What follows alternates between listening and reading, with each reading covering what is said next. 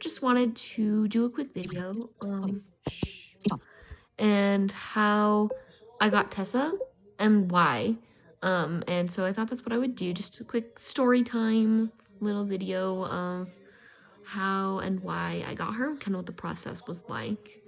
So I guess I'll start with the reasons why. And my reasons why I wanted to get her was because I walk really fast, and with a cane, it's sometimes just really hard to stay at a really fast pace and know where your obstacles are without running into them and just everything, So that was my number one. Also, I've been wanting a guide dog since I was 4, literally probably 4 or 5. I was asking if I could get one. Obviously, I didn't. Some of the minimums are 16, at least in the United States. I know there are other schools in other countries that allow you to get them younger. But in the US, it's usually 16 to get a dog. So, yeah. So I guess next I'll go into picking a school, because in the United States there is a lot of school options. And so I feel like one thing that I would say to anyone who's looking at getting a guide dog, even if you're not in this country, do your research. What's the best for you? I know one thing that I looked for, some of my priorities were ownership policy and,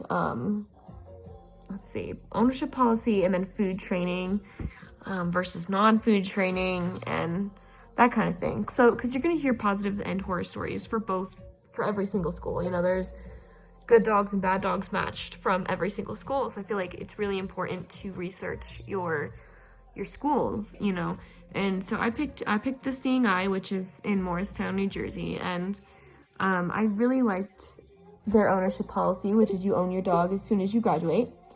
You'd be surprised at how many guide dog schools you need to apply after a year, or there's more paperwork. And I just really liked Seeing Eye's flat. As soon as you graduate, the dog is yours. The con to that is that the dogs, they're your responsibility. A lot of schools, or some other schools, help pay for vet care, but you don't own your dog. You have to apply or whatever. But Seeing Eye, you have to pay for vet care, but the dog is yours. And I feel like for me that was really, really important, as far as owning. This is my dog, and right now, I'm still in a financial position to where I could pay for the vet bills, just all that kind of thing. That is one thing I took into consideration. Another big thing was treat training. I know this is maybe not the most popular of beliefs, but I think that you cannot train a dog on just treats. And more schools in the United States are using very few corrections or negative punishments at all. Some schools are using timeouts, remember, just my personal opinion, I prefer the correction method, because I feel like it's quicker, it still gets the point across, and a correction is not being cruel to a dog, it's just a matter of getting their attention and redirecting their focus from whatever they're doing that is undesired behavior. And so I feel like I prefer the correction-based method. And Seeing Eye doesn't do a ton of food training or other things. They do clicker training, which is positive reinforcement, also uses food. But in general, they don't use a ton of food motivation, which I really, really like. Definitely one of my favorite aspects about that. So that was my second priority. And my final priority when I was doing my research was the graduate support. Every school offers, at least most I think, offer some sort of graduate support. And I feel like my job, anybody who's looking into getting a guide dog needs to look up what exactly they do, how it works, is it timely, do they come to you, do you go to them, just the whole system, you need to do that research. So those are my 3 priorities, and those are why, at least the 3 main reasons why I picked to go to the Seeing Eye, and I've had no regrets, clearly, because I love my dog, and obviously COVID has had an impact on graduate services, on guide dog schools, absolutely everywhere. However, I just, normally speaking, they have been absolutely amazing, in all kinds of ways. So, I think now I'll start going into the process of getting her, actually, and like what that entailed. So this is obviously before COVID, so now everything's very different. But without COVID, I got her a couple years ago. It is a very long process. It takes a long time, relatively speaking. So I filled out the application. There's an online, of course you can get it in paper, but I chose to do the online one. So I filled out the online application, probably in, when did I do that? October or November of the year before I got her. And so that is a really in-depth application. It asked a lot of questions. What do you do? What's your lifestyle like?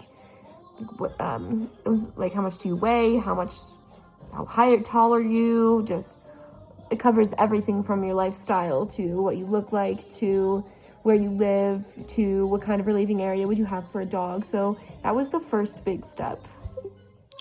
So the second step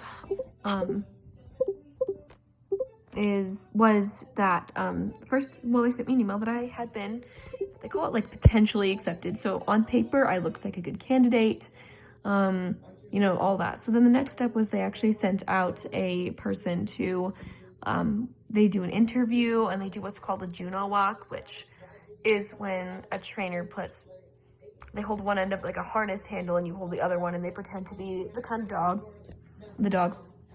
And when they do that, they're assessing you for like how much pulls, because in order for a dog to guide you, it has to pull.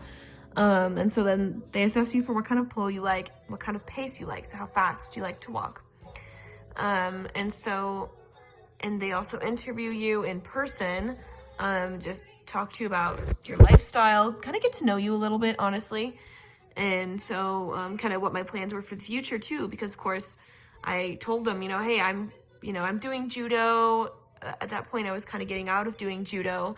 And I was planning to go to college and, that kind of my future things. I wasn't planning to live, my parents for all of time, because they were a little concerned originally about, in my neighborhood, there's not a lot of sidewalks, there's no buses.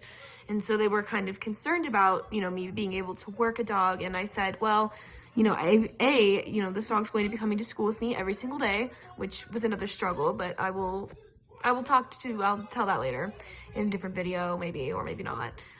So they were concerned about that. And I also said, well, I only have one more year left of school and then I will be going to college. And, that's a very independent environment. There's definitely a bus. I walk absolutely everywhere. Like there's lots of opportunities for me to work a dog. And so it was those kind of things that they really were watching for. And then, so after that, then they said that I was accepted and then I needed to get a tentative class date. I also forgot to mention, after I was pretty much accepted, I did have to go to and do a physical. And so that was basically the doctor made sure I had no feet problems, no walking problems. I also had to take a TB test, which was fine. I didn't have any problems with it. So I just thought I should mention I had to do that too. Okay, so after I was tentatively, basically accepted, and I needed to basically just wait for a class date at that point. And it was a really big, here's a waiting game. And it was really, really hard.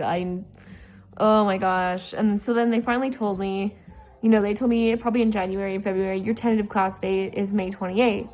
But if we don't have a dog for you we might have to change your class date. And so, I was really worried, really nervous, really excited. It was crazy, the feelings. And then they called me probably 3 weeks before only. It was really, literally only 3 weeks before. And they were like, oh, we have a dog for you. Or, we think we have a match for you. And I was so happy. I remember getting the call in the middle of daily living skills class, which is like cooking class for blind people. You learn how to cook and everything. And I remember getting that call, and our teacher also in that class had a guide dog, so we were both very excited, and I may or may not have ran a lap around the school in sheer joy, but yeah, so that happened. So anyway, yeah, so then they told us kind of what to pack, and then it was just going to training, which was a month of exhaustion, excitement, terror all at once. It was crazy. Yeah, so then training, just a quick synopsis, I really enjoyed training. I met a lot of really, really good people. Trainers were amazing. And, sorry about that. And there was good food, and of course I met Tessa. Dog day is like nothing I've ever experienced, probably, ever. You're so excited, you're so nervous all at once, and there's this dog and they're so excited to see you, but they're also really worried because they're not with their trainer, and so it's just kind of one of those things where you're just like, oh, okay, we're just gonna get through it as much as we can. Some of the things we did at training were we started out with really easy routes, then we got harder routes as we went. We did a lot of like personalized training, so we worked in malls and escalators, and actually they let me go to a college campus because that's where I was going to be, in a few years, like the next year after I got her. So things like that, it was really good, really helpful. We did lectures about your rights, your grooming, insurance, just everything you can imagine relating to your dog. And yeah, it was a lot, but you really learned everything. I went out of there kind of terrified that I was going to do something wrong more than anything, but I didn't, and like maybe I wasn't perfect, but nobody is perfect when it comes to a guide dog. No one is perfect. Absolutely no one. And I think that's one of the hardest things to remember is you might screw up, but it's what you do with those screw ups. If you keep learning from them, you'll be okay, and I think that was one of my biggest takeaways is, yeah, I wasn't perfect. I may have screwed up here and there, but my dog still works for me, and we're it's fine, overall, we're a great pair, and we've bonded well. So anyway, that's my story of Tessa and how I got her, and she is now 4, she'll be 5 in May, and I've had her for 2 years, and I cannot believe that already has passed, and of course with COVID and everything, it's just been crazy.